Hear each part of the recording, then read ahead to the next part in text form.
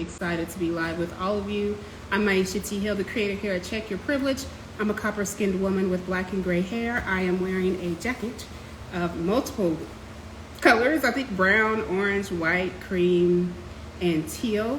And I'm excited to have a conversation with a really, I'd say a new friend named Hen, who is a amazing activist and is going to share with me his perspective and all of us their perspective around what's happening in Israel. And also with a name. This conversation is probably going to make a lot of you all uncomfortable. That's the point of the conversation. The point of the conversation is to move beyond our own confirmation bias, to move beyond and just hear information that's different, and you may experience multiple reactions. And so I am asking you, if you are in this live and you don't know what to say, I'm going to ask you to get a pen and piece of paper and write it down. If you are going to be a part of this live and you think you'll be triggered, you might not want to watch this live, because this live is specifically going to challenge anybody who is not ready to hear the conversation from a Zionist Jew.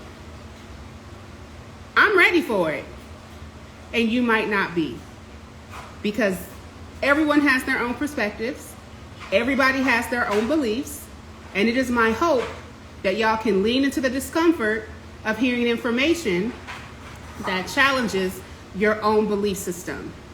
Again, the goal is to sit in the discomfort of hearing a perspective that might challenge the beliefs that you're used to.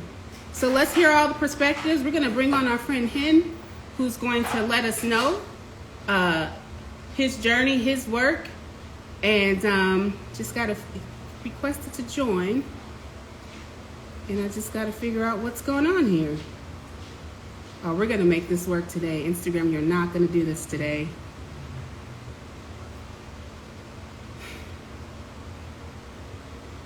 Oh, yes.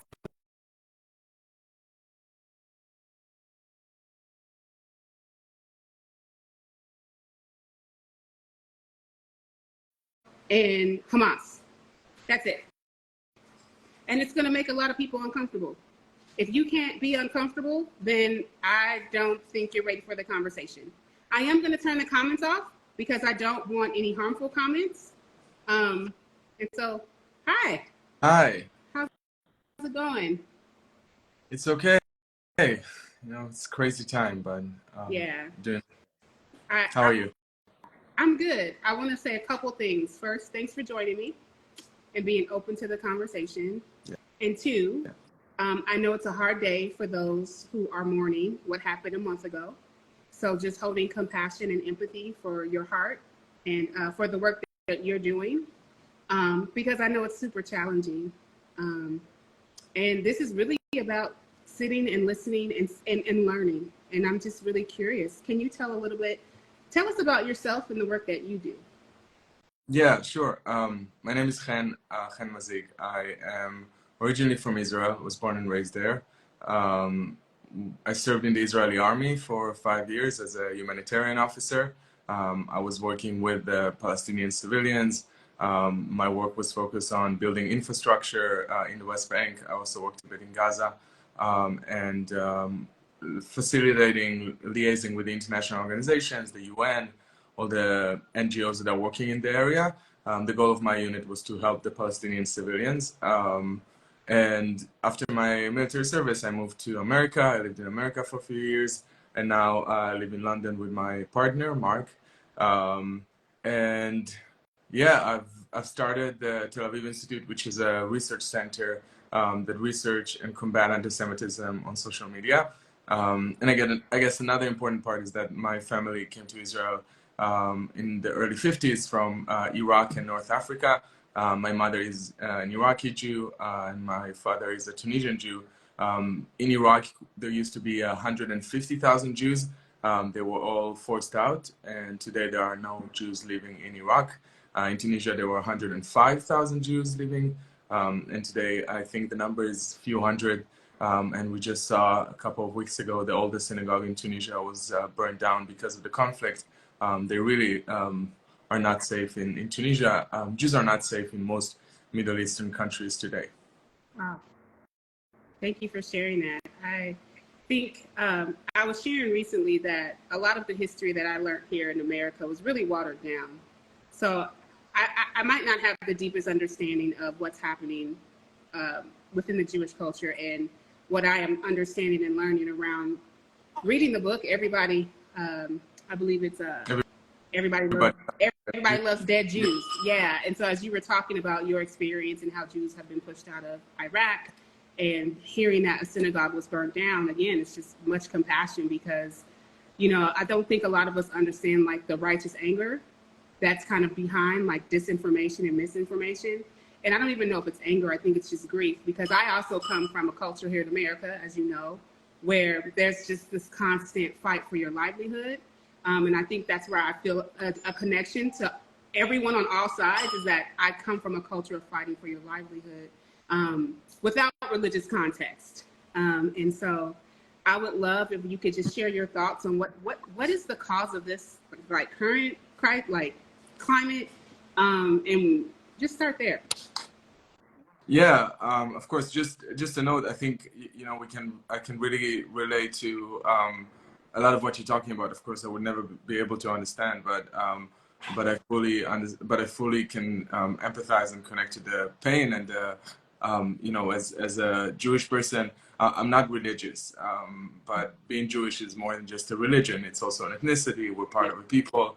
You know, for white supremacists, they don't care if I keep kosher or not. They're going to hate me anyway. Yeah. And the way that, you know, and that's, if we're talking about what happened in Israel, it was also about all Jews. It doesn't matter if you are religious, observant or not. It doesn't matter if you are, you know, if your family is from Ethiopia, or if your family is from Iraq, or if your family, it's just the fact that we are Jewish that this attack happened.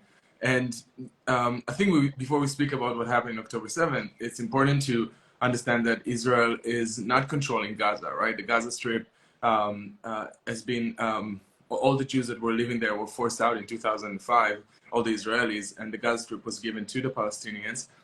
There were elections there. Of course, we know they weren't democratic, but Hamas, a terrorist organization, a designated terrorist organization according to the US, the UK, Japan, Canada, most Western countries, Australia, they all recognize that Hamas is a terrorist organization. And Israel gave it to the Palestinians in hope that this could achieve peace. There's also a border between Gaza and Egypt, so that's so there are two borders, and Israel was not controlling Gaza until, I mean, there wasn't any Israeli soldiers in Gaza until now. And in October 7th, we've witnessed the worst massacre that happened to Jews since the Holocaust, but in one day. And I think it's important to understand it wasn't just another round of violence. It wasn't another war. It wasn't just an attack. Israelis are used to having rockets thrown at us. We are used to seeing our people being killed quite often, but nothing has prepared us to having 1,500 people in one day being targeted, 1,500 civilians, and babies in strollers, babies in their beds, families that their homes were being burned down so that they would escape. And when the families escaped, the Hamas terrorists shot them. We of course heard about the music festival where young people were just celebrating life and peace, and the terrorists came and shot them. Brutal massacre, girls that have been violated. And on top of all this horrific footage that, by the way, Hamas has released, they were not ashamed of it. They sent it on social media. That was part of their psychological terrorism. And of course, instead of, I mean, not of course, but it's so heartbreaking to see that the world requested proofs and people didn't want to believe Israelis while we were mourning, while we were not even in the process of mourning, to understand the magnitude of this atrocity that happened to us, the crimes against humanity that were happening to us in that day. And 242 innocent Israelis were taken by the terrorists into Gaza, and they are held there for over a month. over a month that babies and girls and men that are all innocent are held underground in tunnels in Gaza. And since then, Israel began its campaign, the attacks on Hamas. As a humanitarian officer, I can tell you Israel is doing all it can to protect civilians and not harm civilians. I am not blind to the footage that is coming out of Gaza. My heart is broken for each and every innocent Palestinian that is dying. You can't see the pictures of Palestinian babies and children in Gaza and not feel devastated. I feel that, and I want to make that clear. It shouldn't happen. No child should suffer. No child should feel like they have no future. No child should be killed. And there's no but. That's it. That's the only point. It has to stop. But the truth is that Israel can't stop it right now. Israel is not the one that can stop this war. The only people that can stop this war is Hamas. Hamas can stop the war by releasing those hostages that they're holding. 242. I mean, the number is just insane. 242 people that have just been snatched from their families, from their home. Babies. There's one girl that the saddest story that I keep thinking about is this 3-year-old girl, Abigail, that both of her parents were murdered on October 7th, and she was taken away. And I'm just thinking, after seeing your parents being slaughtered in front of you and being held underground with no daylight, and we don't know what she's going through. But we had reports of young girls, underage girls that have been raped by Hamas, and I'm just devastated, and I think a lot of us are. So that's what we're all focusing on right now, to get those people home. Thank you so much. You just said something that was really interesting that I've been reading up on, is that it can't stop because of Hamas. For the viewers who haven't heard that piece of information, or for people who are like, that's an excuse, you can ceasefire, why is it critical to, I, in my head, think I know the answer, but why is it critical that, what can you tell the audience? Why can't Israel stop bombing? Like, what's the issue with Hamas? What happens if they stop? Yeah, so I think, Israel has we all know that the Israeli army is very strong, and Israel is a very strong country and have a very powerful military. Comparing to Hamas, of course, there's no comparison in terms of the might and in terms of the airplanes and the bombs that they have. And I think that's an important point, because people don't recognize that if Israel was interested in doing what this false accusations that we hear in online of Israel is committing genocide, it's not a genocide. If Israel wanted to commit a genocide, they would, but of course we don't want that. And I mean, the idea that that Israel is participating in something like that is just so bizarre to me. And especially from people that recognize that the Israeli army is so strong, and that the Israeli army can do what America has done in Afghanistan and just carpet bomb Afghanistan like they did, but Israel is not doing that. And I think that's why it took us so long to get to a point that we are attacking Hamas and getting those terrorists. Hamas is hiding underneath a hospital, the main hospital in Gaza. It's called the Al Shifa Hospital, and we know that Hamas has a network of tunnels under Al Shifa Hospital, and that's where they're keeping their hostages. That's where they are keeping the top officials, and every once in a while they would come out, and Israel would try to target them. The reason that civilians are being killed is because Hamas is hiding under a hospital. They're hiding among civilians. They actually we have videos and evidence that were broadcast even on Al Jazeera, which is a Qatari channel. They even published videos showing that Hamas is not allowing the citizens to evacuate to the south of the Gaza Strip. So Israel said, we're going to divide the Gaza Strip. We know that the hostages are in the north. We're going to clear the north from civilians, ask the civilians to go south, and then we'll do the operation. And we saw that Hamas did not allow civilians to evacuate because of this, because of their goal of using human shields. And the point is that, it's the idea of human shield is so crushing and terrible, but it's also a tool for Hamas, because every time they can report and show that a civilian died, they know that the world would feel sympathy. Of course they would. I mean, how can you not? And the world and Israel would feel sympathy and heartbreaking, and would want to urge Israel to stop it. However, we need to recognize that Hamas is the one that is using the civilians as a tool. They don't care about lives of Palestinians no more than they care about lives of Israelis. They have one goal, and Hamas is not alone. Of course, all of the funding that is coming to Hamas is from Iran and Russia, and we know that China has some involvement, Qatar has some involvement. All those terrible countries. I mean, Qatar still is the largest, is the richest country in the world that still practice modern day slavery and have workers without any rights that they took from other countries and forcing them to stay there. Russia, I mean, Iran, that is brutalizing women. It's so terrible to see that the world, many people in the West have fell into this propaganda, which is, I would hope people would be smarter, but I do understand where it's coming from, because it's very hard to see this footage and not believe them.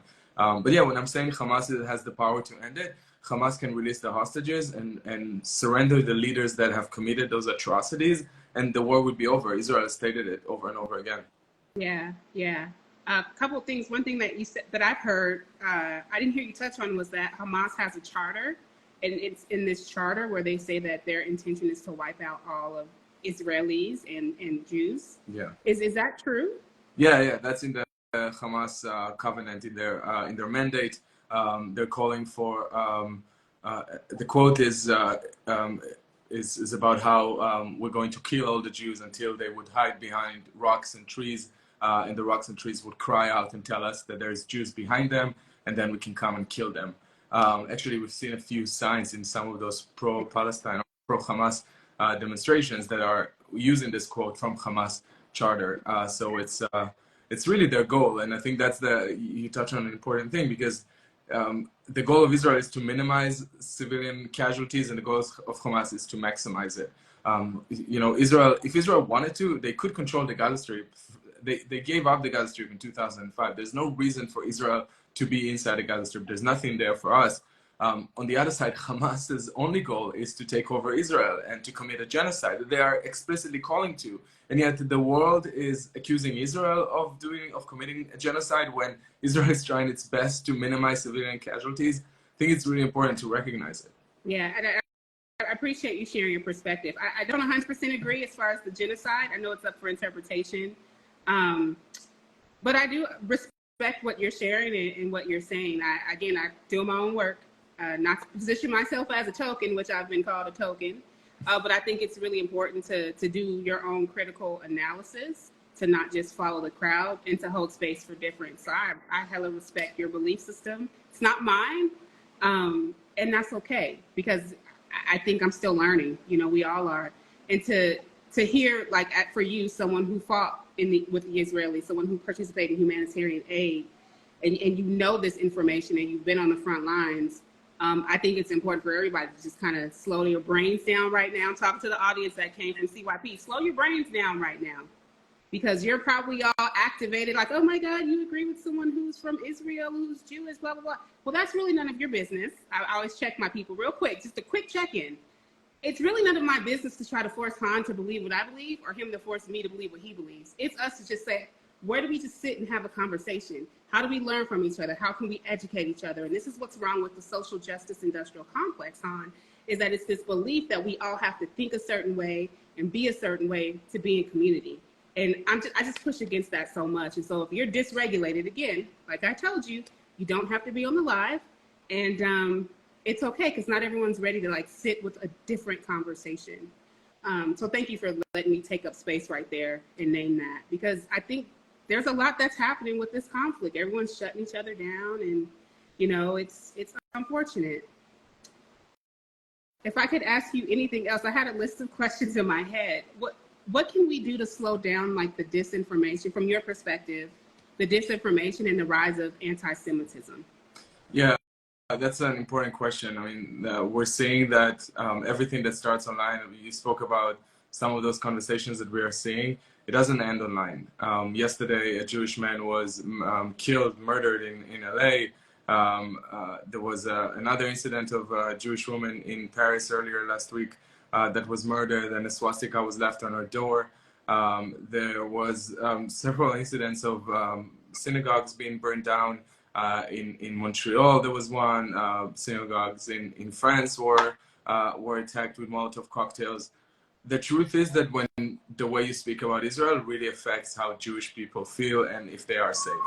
And seeing it, the evidence is all over the world. Anti-Semitism is in all-time high. It was already in a all-time high until October 7th, but now the numbers are rising dramatically. And I think it's so crucial for people to take a moment and before they post to think twice, to ask themselves, if what I'm going to post right now, is it going to help or is it going to turn people further away from each other? Is what you're going to say going to help save lives, or if it's going to really hurt people? And I try to be mindful of it every time I post. I try to always think of what my content is going to do. And I understand that I'm biased. Of course I'm biased. I'm Israeli. And I know that there's people with their own bias and their own set of beliefs. And I recognize that mine is different. And I recognize the pain that I'm in. And I recognize the trauma that has been inflicted on me. I recognize the fact that my friends that I've lost, family members that are in Israel that are hiding in bomb shelters all day long because Hamas is launching rockets at them. I understand all of this. But I also know that I know that in my heart, I want Israeli children and Palestinian children to have a future, to have a safe future, to live with dignity, and to not be subjected to the horrific massacre that we have seen on October 7th and the violence that we've seen there, and neither to the violence that is going on in Gaza right now. But I know that in order to do it, we have to take out the root of this problem, the root of this, the people that have started it. Again, there was no war between Israel and Gaza on October 6th. There was quiet. Both sides were not. I mean, Hamas were launching rockets every once in a while, but Israel has the defense system that was able to prevent most of those rockets. I'm sorry, I was speaking about those rockets as if it's like nothing, but it's each rocket is a national. It's a human rights violation. It's a violation of international law, and it's indiscriminately launching a rocket into civilian population. I think we gotten so used to it in Israel that we're saying, comparing to what they did to us on October 7th, comparing to the targeted attack of violating girls and burning babies alive, like the rockets are almost, for us, it's like we grew out of it, but it's still catastrophical. It's still. There was a 9-year-old girl last week that during one of the rockets attack passed away from trauma from hearing the alarms. This conflict is taking toll on everyone on both sides, and for people sitting in America, specifically, I find it very strange that white Americans that live on stolen land in America are the ones that are preaching to Israelis on if we have the right to live in Jerusalem, that is where Jewish people started from. And I think there's a lot of white fragility in the conversation, and we'll have to have a conversation about that one day on how instead of tackling your own problems in your own countries, you're just projecting on Israel. But maybe it's not a conversation we'll have today. Yeah, I don't think we'll have that one today, but I covered up my mouth because I remember making a reel specifically addressing how are you as a white person in America commenting on land when we're all in America on stolen land. It was very controversial. I lost a lot of followers that day, but someone needed to say it. And I think, we can have another conversation, Ham, because I think there is something to your perspective in mind and the idea of the fragility. And, one of the things I know historically is America, we put our nose in other people's business a lot. And again, Tupac said it best. We got money for wars, but can't feed the poor here in America. If for some of you, I may have just used that out of context, and again, that's none of my business. Han, I want to ask a couple more questions, and one specifically. I appreciate again you sharing about the Hamas charter and just the violence that on your side that you're experiencing. Because I don't know how many of us listen to that story. I don't know what it is, but then also this idea of like think before you post. I remember when George Floyd was murdered, I put that out there. I said, hey, let's think before we're reposting all these murders of Black folk. Like, is it going to be helpful to someone's mental health? Is it going to create more stereotypes? And so I appreciate that. I took that as a request to just be mindful of what you're posting.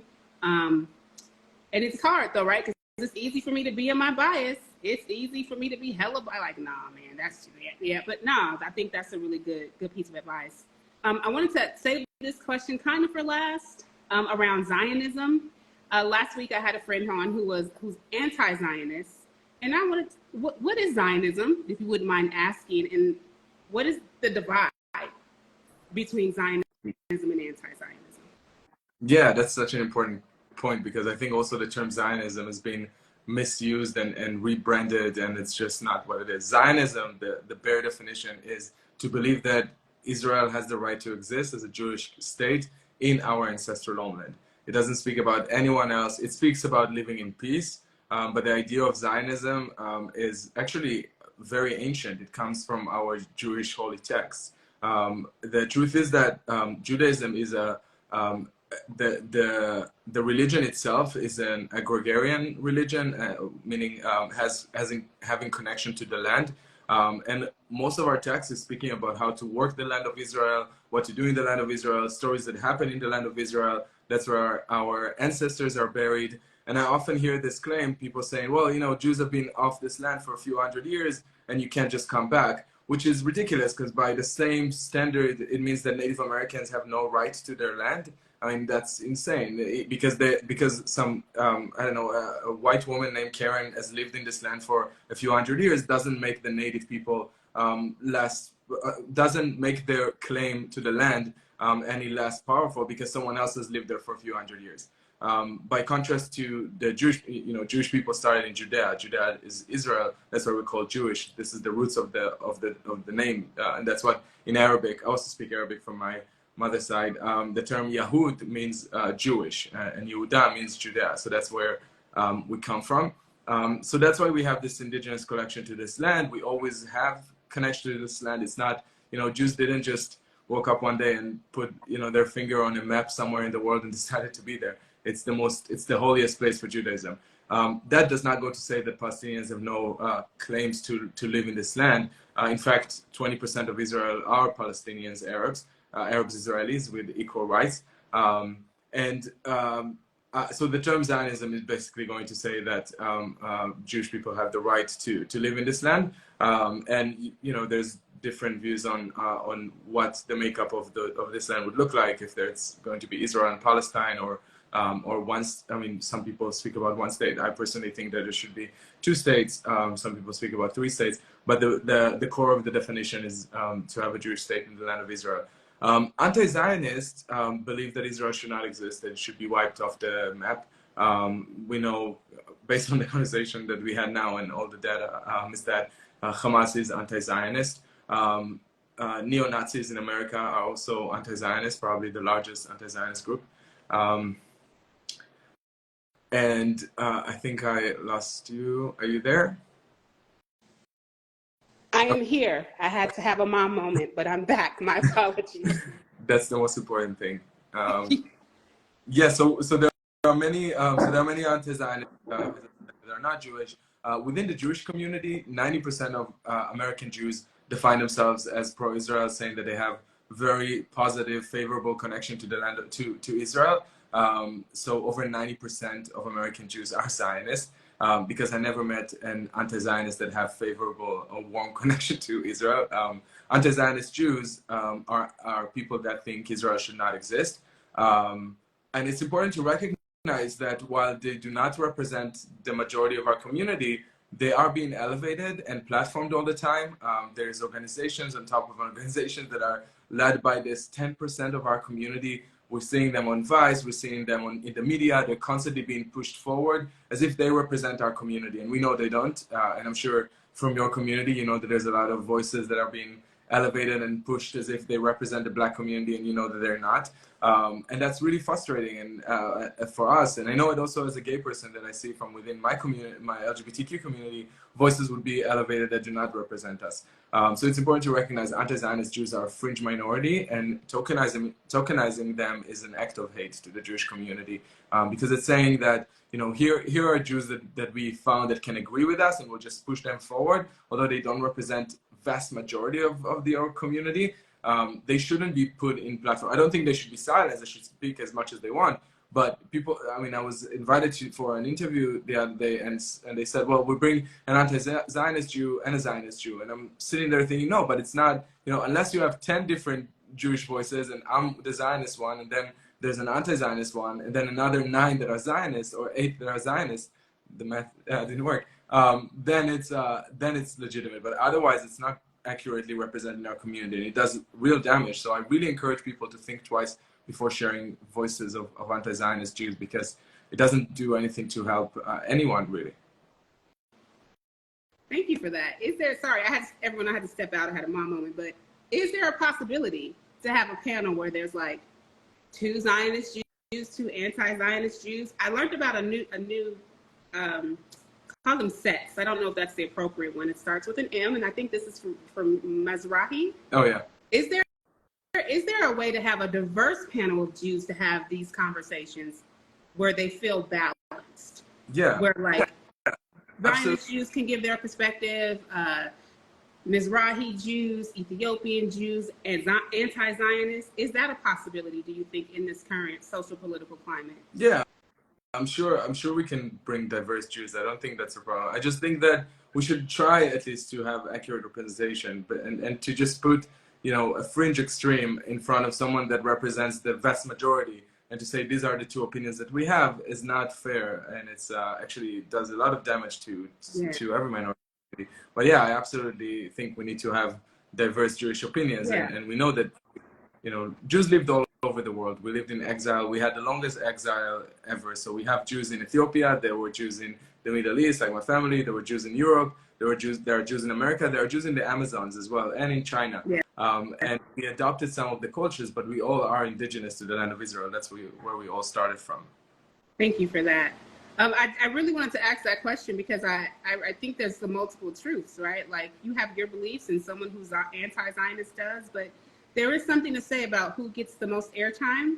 I know that as a Black woman, for those of you who don't agree, whose books are sold the most around anti-Blackness and white supremacy, whose books get shelved, who gets the biggest book deals. We could go there, but we're not, because someone somewhere is like, you're trying to conflate Blackness with you. It's so much. I don't know. How are you coping? Let's get real. How are you coping with all you do this and you shouldn't say that? Do you feel like you're always defending yourself? Like, what do you do? I think I feel you so much, because like when you were talking right now, I was thinking about the process that I go every time I make a post. It's like there's 20 different voices in my head just shouting at me, saying to me, this is racist, this is anti-Semitic, this is whatever it is. So we have to navigate carefully, but at some point we have to understand, and I think I got to this realization that if we won't speak up for ourselves, no one would. And if we won't stand up for ourselves, why would anyone want to risk themselves if you are not able to speak up? So I'm decided to just speak up. Of course, I wouldn't intentionally try to hurt anyone, but if people want to misconstrue what I say, it doesn't matter what I'll say. Mm-hmm. They'll miss.